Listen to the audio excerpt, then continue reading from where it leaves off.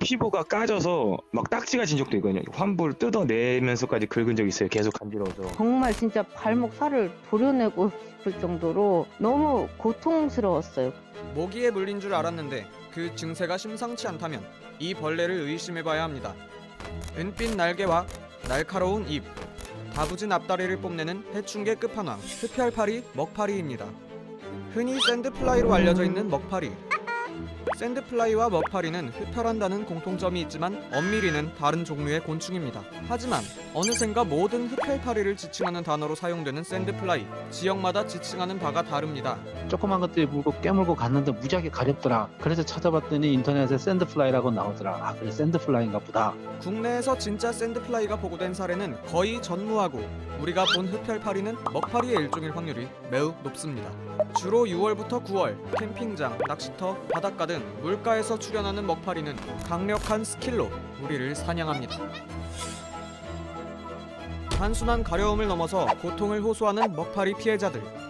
모기, 일반 산모기, 아디다스 모기니 이런 것들은 붓는 정도로 끝나는데 다리에 열이 엄청 많이 나더라고요. 그러면서 무슨 알레르기 반응 마냥 거기 피부가 또 망가지면서 거기가 또 가려지고. 먹파리가 흡혈할 때 분비하는 침은 모기와 비교가 안 될 정도의 심각한 통증을 불러일으킵니다. 또한 사람에 따라 알레르기 반응을 일으켜 생활이 불가능할 정도로 퉁퉁 붓게 하기도 합니다. 이 무시무시한 침의 성분은 아직 밝혀지지 않았습니다. 그야말로 미지의 화학무기가 따로 없는 거죠. 이 녀석의 주무기는 핑킹가위 같은 입. 대롱을 피부에 꽂는 모기와 다르게 먹파리는 흡혈을 위해 피부 조직을 물어뜯어버립니다. 크게 난 상처는 피부를 더욱 가렵게 합니다. 모기랑은 비교가 안 되고 정말 계속 긁으면 피날 때까지 계속 긁어야 시원해지고. 저도 모르게 긁게 되는 거예요. 항상 손톱 밑에 이렇게 피딱지 같이 이렇게 져 있고 진물이 계속 나고. 긁으면 긁을수록 상처가 벌어져서 더욱 심한 고통이 더욱 오래가게 됩니다.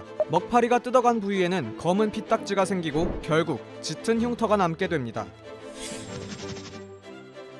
먹파리는 모기의 3분의 1 크기로 매우 작아서 육안으로 확인하기 어렵습니다. 개미만 해요. 그게 물 거라고 생각 못할 정도의 크기에 그냥 점 같아요, 되게. 게다가 소리도 나지 않고 이동 속도도 굉장히 빨라서 쥐도 새도 모르게 우리를 처리하고 홀연히 사라집니다. 마치 닌자처럼요. 이런 능력만으로도 사기캐인 먹파리. 그런데도 아직 특별한 방역 조치가 없습니다. 같은 수서곤충이어도 모기는 고인물에서, 먹파리는 흐르는 물에서 알을 낳기 때문에 별도의 방역 조치를 해야 하지만 아직 국내엔 감염병 등 먹파리가 치명적인 해를 끼친 공식 사례가 없어 별도의 살충 작업을 하지 않고 있습니다. 매년 피해자들이 극심한 고통을 호소하고 있지만 현재로선 개인이 스스로 조심하는 게 최선인 거죠. 먹파리의 습격을 피하기 위해선 물가에 갈 때는 꼭 벌레 기피제를 사용하고 맨다리를 드러내지 않는 것이 좋습니다. 주로 다리를 공격하거든요. 정말 불행히도 먹파리에 물렸다면 열을 식히기 위해 차가운 얼음찜질로 응급처치를 하고 곧장 피부과로 달려가 치료를 받는 게 흉터와 통증을 막는 가장 안전한 방법입니다. 뜨거운 태양과 함께 물놀이 계절이 시작됐지만 물가에는 먹파리들이 입맛을 다시며 기다리고 있는데요. 이 영상을 꼭 기억해 두셨다가 부디 안전한 여름 보내시길 바랍니다. 까만 하늘을 가득 채운 이 곤충.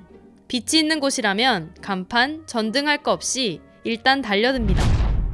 푸드덕거리는 날개짓을 보면 얼핏 나방 같기도 한 이 곤충의 정체는 팅커벨입니다. 창문에 다다다다 붙어 있더라고요. 째로 때도 계속 붙어 있더라고요. 처리를 어떻게 할 수가 없어서 그게 많이 좀 불편했던 것 같아요. 팅커벨의 또 다른 이름은 동양하루살이. 꼬리까지 길이가 약 7cm인 작은 곤충으로 몸집에 비해 날개가 크고 화려해 동화 피터팬에 나오는 요정인 팅커벨로 불리죠. 엄청 많은 개체수 때문에 위협적으로 보이지만 알고 보면 불쌍한 운명을 타고났습니다. 앞다리가 이렇게 앞으로 쭉 뻗어 있어서 입처럼 보이지만 그게 입이 아니고 앞다리거든요. 입이 퇴화돼 있어서 성충으로 나와서는 거의 먹지 못하기 때문에 거의 하루 살아요. 팅커벨은 질병을 전파하는 해충도 아닌데요. 2급수 이상의 깨끗한 물에만 사는 곤충이라 오히려 팅커벨이 발견된다는 건 주변 생태 환경이 깨끗하다는 의미가 됩니다. 그렇다고 같이 살기엔 너무 많은 팅커벨. 최근 10년 사이엔 생태 환경의 변화로 개체수가 더 증가했다고 합니다. 주로 북한강 지류에 많이 서식하는 팅커벨은 강과 가까운 가평, 양평, 남양주 외에도 서울 강동구와 송파구에서까지 많이 볼 수 있는데요. 팅커벨이 많이 출몰하는 지역 중 하나인 남양주시는 끈끈이 보드판을 설치하고 물대포를 쏘는 등 팅커벨을 몰아내기 위한 시도를 매년 하고 있습니다. 하지만 쉽게 줄어들지 않는 팅커벨. 결국 올해도 함께 살아가야 합니다.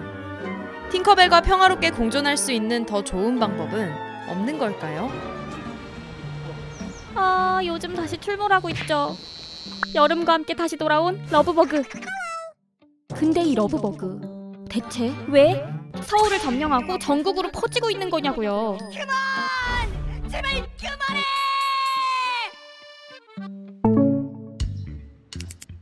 러브버그, 붉은 등 무단 털파리는 이름 그대로 파리의 종류이나 암수가 찰싹 붙어있는 생소한 모습 때문에 우리를 두려움에 빠뜨리곤 하죠. 생김새가 당혹스럽긴 해도 이 친구들은 익충입니다. 러브버그는 독성이 없고 사람을 물지도 않거든요. 오히려 꽃가루를 옮겨주는 수분 매개 역할을 하죠.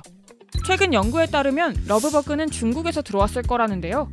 그럼 외래종인 러브버그가 왜 갑자기 서울에서 대발생했던 걸까요? 자, 그걸 알려면 러브버그가 대발생했던 2022년 서울 은평구로 돌아가 보죠. 서울 은평구와 경기도 고양시 사이에는 봉산이 있어요. 은평구는 2014년부터 이 봉산에 치유의 숲이라고 하는 편백림을 조성해왔습니다. 봉산 한쪽에 참나무와 아카시아 나무 등을 베어내고 편백을 심었대요. 일부 환경단체는 이 편백림을 러브버그 발생 배경으로 꼽는데요. 이유는 크게 두 가지입니다. 대벌레 방제 사업으로 봉산의 생태계가 무너졌고, 그래서 러브버그 유충이 잘 자라는 조건이 됐다는 거죠. 아니 러브버그 얘기하는데 무슨 대벌레야. 자, 환경단체의 주장은 이렇습니다. 다양한 나무와 동식물이 균형을 이루던 봉산에 단일 종숲, 편백림이 인위적으로 들어섭니다. 생물 다양성이 감소하면서 특정 종, 바로 대벌레가 늘어나게 된 건데요.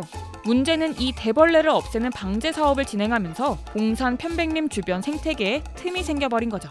쉽게 말해 살충제를 뿌려 대벌레와 비슷한 특성을 가진 곤충들이 함께 죽다 보니 봉산 생태계에 빈틈이 생기고 그 사이를 외래종 러브버그가 들어가게 된 것.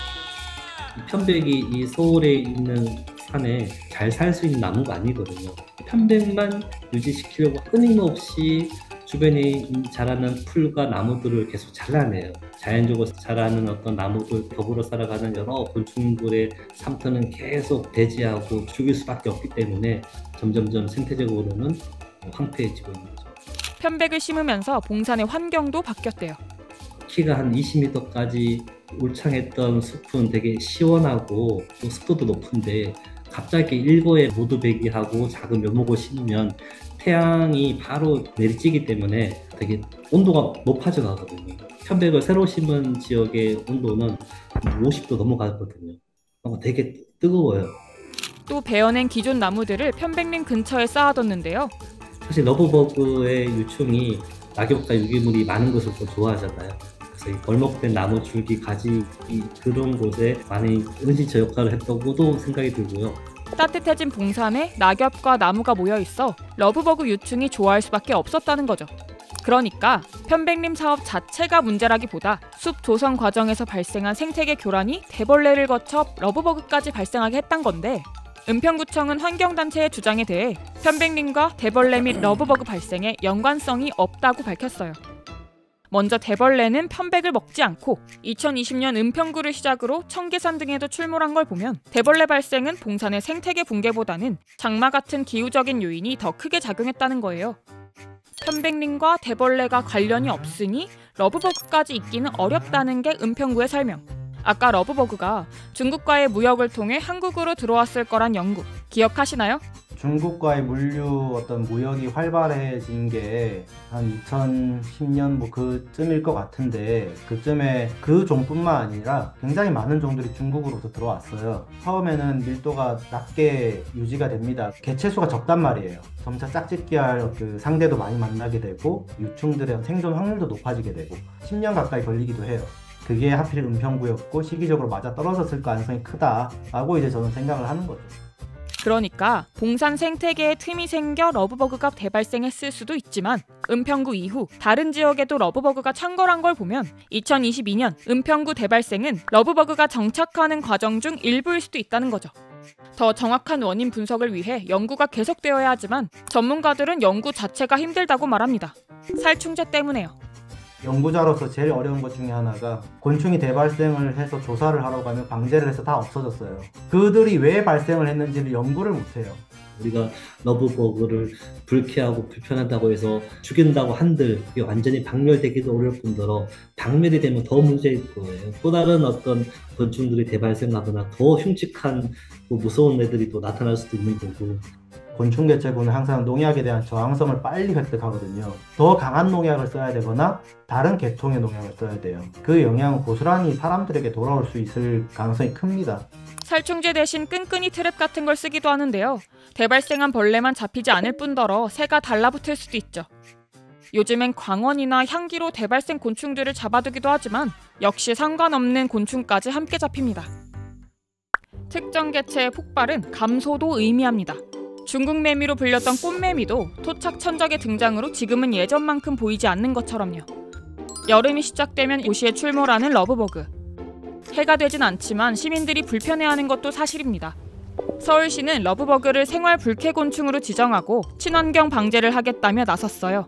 과연 러브버그를 죽이는 것만이 답일까요? 여러분은 어떻게 생각하시나요? 이번 영상을 만든 PD가 추천하는 영상도 보고 가세요. 스브스 뉴스의 다른 영상을 즐기시려면 구독 버튼을 꼭 눌러주세요.